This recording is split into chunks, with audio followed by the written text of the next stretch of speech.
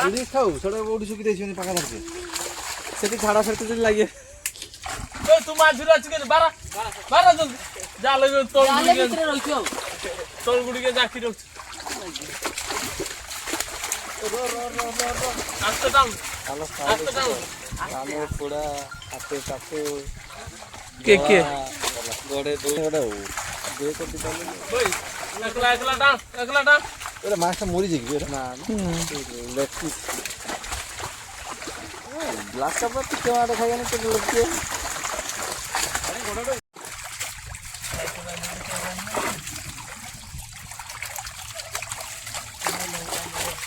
ছোট ফটো উঠলি হ্যাঁ এইটাই